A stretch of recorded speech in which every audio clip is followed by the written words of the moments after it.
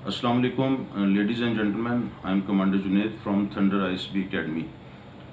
आज जिस टॉपिक पे हम डिस्कस करेंगे वो एक newly inducted procedure for the candidates of the ISB, जो जो टेस्ट इंट्रोड्यूस्ड हुआ है रिसेंटली, तो वो है ओपीआई। एंड ओपीआई मोस्टली आप लोगों को पता होगा कि it is the basically the जो टेस्ट है वो कि साइकेट्रिस्ट लेता है और उसका ओपीआई से बनता है ओरल प्रोफिशिएंसी इंटरव्यू। तो although it is the name is called interview, but it is not actually the sitting in front of the psychologist and doing the formal interview. It is the basically the written document जो कि आपके पास आते हैं और almost ये पहले दिन लिया जाता है, आईएसबी के पहले दिन लिया जाता है और वहाँ डॉक्यूमेंट्स दिए जाते हैं जिसमें कुछ तकरीबन ऑलमोस्ट 150 के करीब 150 के करीब क्वेश्चंस होते हैं जिसकी आपने असेसमेंट करनी होती है, मार्किंग करनी होती है और जिसकी बेस पे आपकी असेसमेंट होती है। वो असेसमेंट क्या होती है?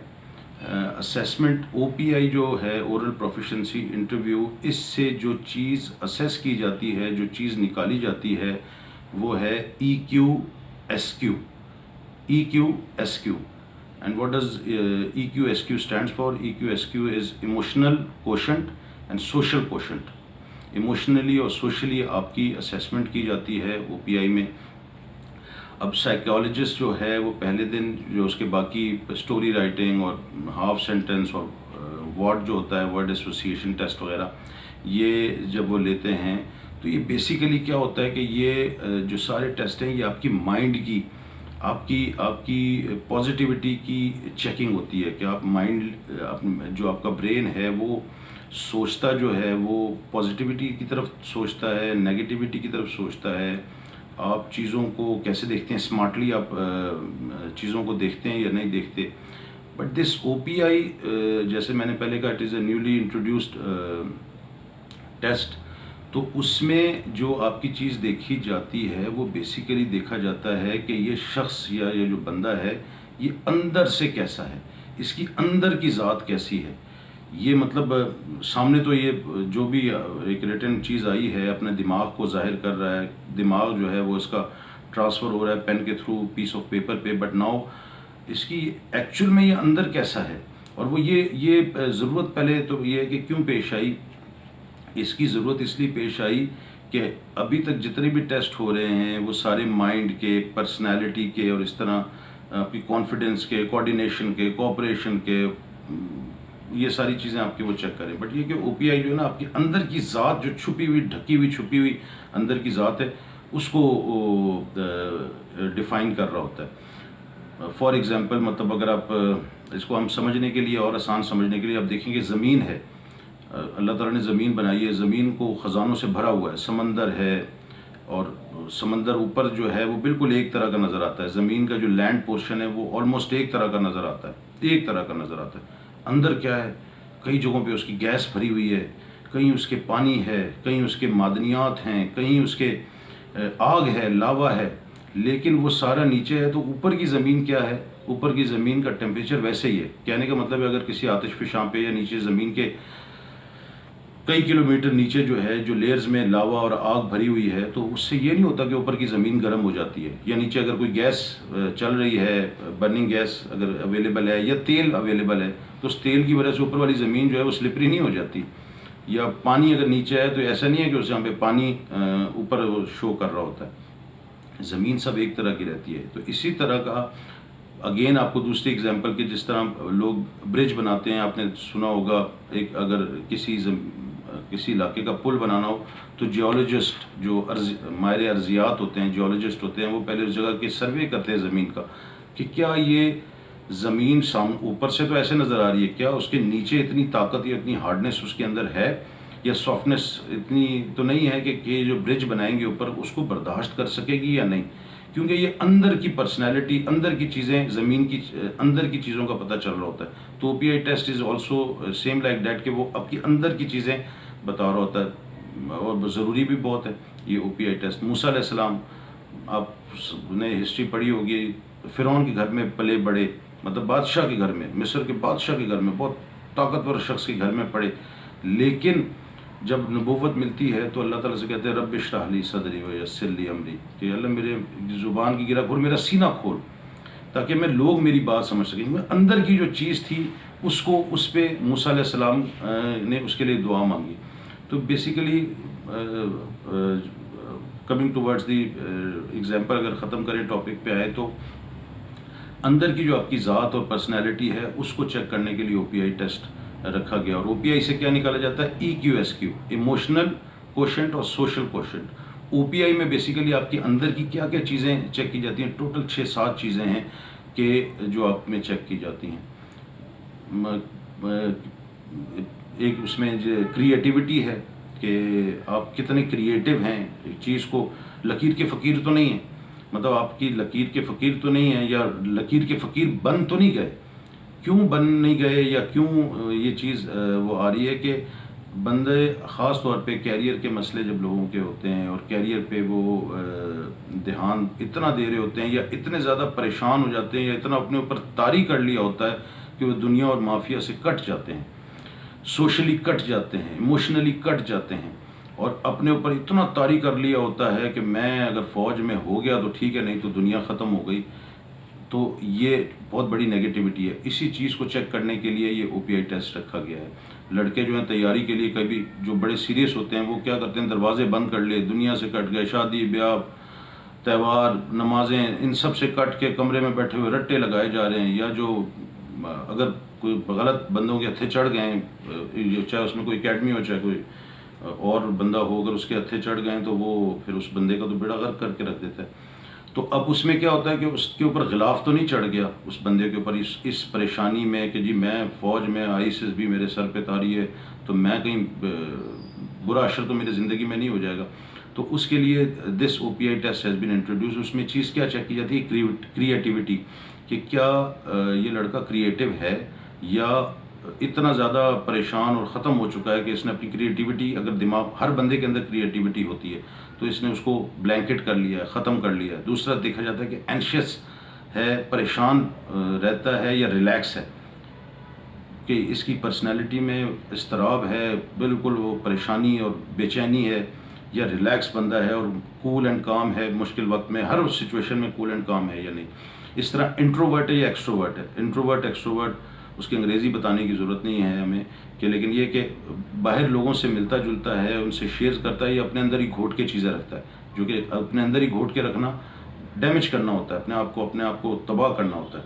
इंट्रोवर्ट हो गया। ऑप्टिमिस्ट है या पेसिमिस्ट है, कि चीज़ों को पॉजिटिव देखता है, चीज़ों की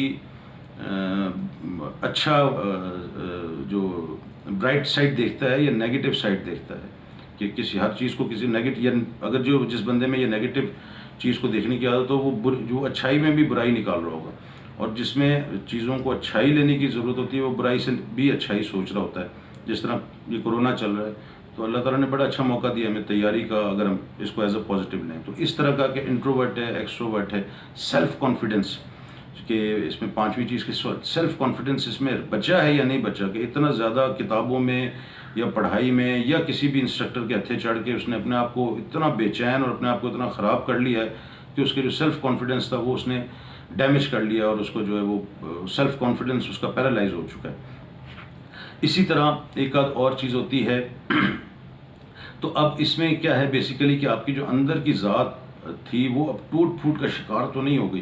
तो इस चीज़ को चेक करने के लिए OPI टेस्ट दिया जाता है। और मैंने आपसे कहा कि उससे EQ SQ निकालते हैं, इमोशनली क्वोशेंट और सोशली क्वोशेंट। अब इमोशनली कि ये उससे OPI से निकालते हैं कि इमोशनली जज्बाती तौर पे ये बंदा किस नहज पे पहुंच गया, किस जगह पे पहुंच गया, किस जगह पे स्टैंड करता है। और सोशली क्या इसने दुनिया से कट गया है, पेरेंट्स से, फैमिली से, दोस्तों से, अपनी एक्टिविटी से, अपनी हॉबी से, अपने स्पोर्ट्स से, ये बंदा कट गया है। और कट के अगर रह गया तो फिर अगेन अगर ये चीज़ होती है तो आपने बेसिकली अपने आप को डैमेज कर लिया, अपने आप को तबाह कर लिया, और ये आपने अच्छा नहीं किया। तो ये चीज़ बेसिकली वो OPI में चेक करते हैं। अब OPI में जो चेक किस तरह किया जाता है, जैसे मैं कि पहले मैंने आपसे कहा कि 150 के करीब सवाल होते हैं, और उसमें ज़्यादातर सवाल ये हैं, यस नो के भी होते हैं और ज़्यादातर मैक्सिमम सवाल ये हैं कि एक सिचुएशन दे दी जाती है कि जी are you hard working, are you prefer hard working और स्मार्ट वर्किंग, या आर यू प्रेफर सिंपल वो कहेंगे do you prefer the hard working, तो उस पर लिखा होता है agreed, strongly agreed, neutral, less agreed, strongly disagreed. तो ये इस तरह की 6-7 उन्होंने असेसमेंट दी होती हैं, आपने सिर्फ उस क्वेश्चन को पढ़ के टिक करना होता है। वो एक जस्ट क्वेश्चन नहीं होता, वो बेसिकली आपका जो सिलसिला है ना, आपके अंदर की जो ज़ात, जिस तरह मैंने कहा, वो एक पूरी पिक्चर एक साइकोलॉजिस्ट के पास जा रही थी। साइकोलॉजिस्ट अपनी जगह पे अपनी फील्ड का मास्टर है, और वो वहाँ से आपको बैठा हुआ निकाल रहा होता है कि ये बंदा क्या है। उस पर अगर आप किसी से पूछ पाछ के या गलत लोगों के हत्थे, मैं अगेन बार बार ये कहता हूँ, गलत लोगों के हत्थे चढ़ गए तो वो कहेंगे जी ऐसे नहीं, तो इसको न्यूट्रल लिखो, तो इसको ऐसे लिखो, इसको ऐसे लिखो। वो जो ऐसे लिखवाते हैं वो बेसिकली आपके साथ अच्छा नहीं करते वो लोग, क्योंकि वो आपका एक लिबादा उड़ दिया जाता है। क्योंकि ये तो सिंपल सा टेस्ट है, आपने जो टेस्ट दे दिया जी मैं स्ट्रॉन्ग, लेट सपोज कि आप झूठ, हर काम में कुछ ना कुछ झूठ शामिल होता है, आपने लिख दिया जी स्ट्रांगली डिसएग्रीड। मैं आपको एग्जांपल दे रहा हूँ, स्ट्रांगली डिसएग्रीड। अब साइकोलॉजिस्ट ने तो कर लिया कि यार बहुत एक्सट्रीमिस्ट किस्म का बंदा है कि, और बड़ा नेक पाक आदमी है, वो कह रहा है कि जी झूठ तो नहीं चलता। वो आपके यही असेसमेंट आगे कर लेगा, और साथ आपकी स्टोरी राइटिंग, आपके वर्ड्स और आपके कमांड टास्क और जीटीओ आगे प्रोग्रेसिव टास्क, डिप्टी प्रेसिडेंट आपके इंटरव्यू में वो चीज़ निकालने की कोशिश करेगा, और वो उनको 5 मिनट से ऊपर लगते नहीं है निकालने में, तो वो निकाल लेगा। और अगर आपने वो लिबादा उड़ा हुआ है कि जी स्ट्रांगली डिसएग्रीड, एक्चुअल में आपकी ज़ात वो नहीं है अंदर की, आप वो कहते हैं हाँ यार कहीं ना कहीं तो झूठ चल जाता है थोड़ा बहुत, तो आपको पर्सनैलिटी क्लैश हो गया, और वो आपका फिर आपके सिलेक्शन के हक में नहीं होगा एटलीस्ट, कम से कम।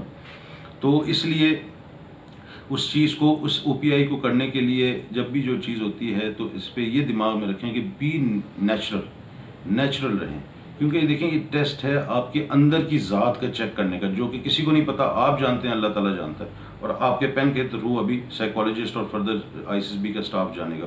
तो whatsoever you are from inside, जो आपकी रूह है, आपका दिमाग, आपका दिल है, वही चीज़ आप पेपर पे लिखें। इससे कोई मौत नहीं आती, कोई आफत नहीं आती कि आपने लिख दिया कि जी झूठ अगर हर काम में चलता है, तो आप कहें स्ट्रांगली डिसएग्रीड था, आप डिसएग्रीड भी कर सकते हैं उसको। बात आपने सही है, क्योंकि उसको ये तो नहीं आप कह सकते कि जी हमने नहीं जी ये तो गलत है, और स्ट्रांगली एग्रीड, तो वो फिर नेगेटिविटी की तरफ चले जाता है।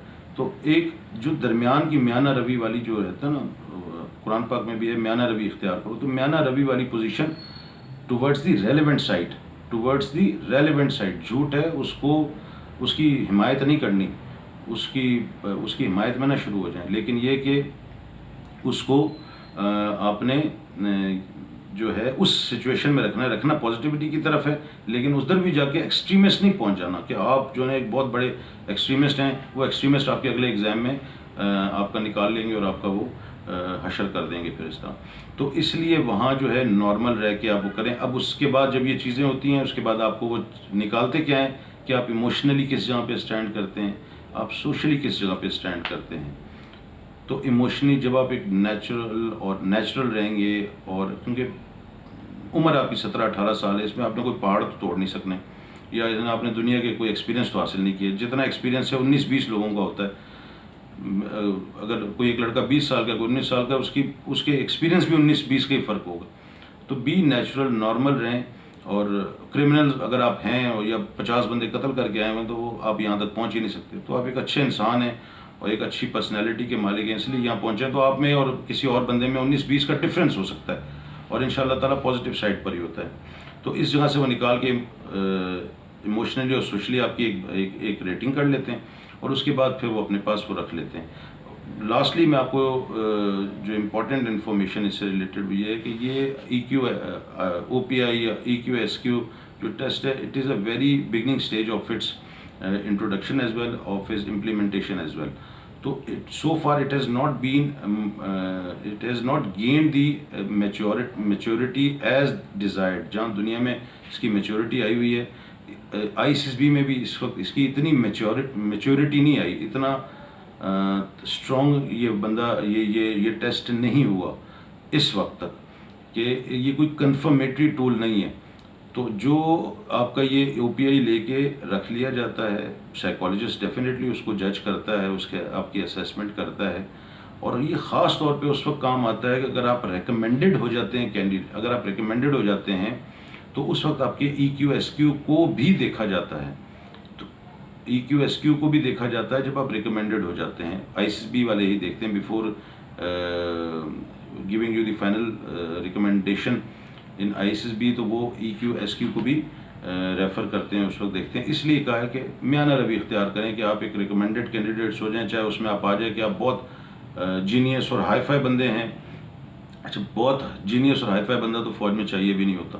तो अगर आप इतने आप जीनियस और हाई-फाई हैं तो EQ SQ में इमोशनली और सोशली आप एक नॉर्मल से बंदे हैं, तो कोई बुरी बात नहीं है, वो आपका प्लस पॉइंट है। इसी तरह अगर वो खुदा न खास्ता आप आता है कि यार अब एक थोड़े से रिकमेंडेशन तो हो रही है लेकिन थोड़े से ही ना कोई पता नहीं चल रहा कि यार वाकई ही रिकमेंडेड साइड पे या अपर साइड पे या लोअर साइड पे है, बंदा तो ठीक है लेकिन बस ठीक है, लेकिन अब इसको रखा जाए या ना रखा जाए, क्या ये करामत होगा या नहीं, फिर EQ SQ रेफ़र किया जाता है। तो उस पर फिर आ जाता है कि यार ठीक है, इमोशनली भी ठीक है, सोशली भी ठीक है, तो अगेन आपका प्लस पॉइंट हो जाता है। तो इसलिए नॉर्मल साइड पे, नेचुरल साइड पे रहें, बट दिमाग भी थोड़ा इस्तेमाल करके और उसको पॉजिटिव साइड पे रहें, और एक्सट्रीमिस्ट ना बने OPI और EQ SQ में। तो होप आपको इंशाल्लाह ये वीडियो पसंद आएगी। और अगेन मेरी एडवाइस ये है कि गलत हाथों पे ना चढ़ें, अपनी पर्सनालिटी का बेड़ा गर्क ना करवाएं। सीइंग इज़ बिलीव, जब तक देखें ना बिलीव ना करें, और अपनी जो ज़ात है वो किसी और के हाथ गिरवी ना रखते हैं कि वो आपकी ज़ात के साथ खेल रहा हो और आपकी पर्सनालिटी को ऑल द वे चेंज कर रहा हो। तो with this I thank you gentleman, all of you, and God bless you, and अल्लाह हाफिज़।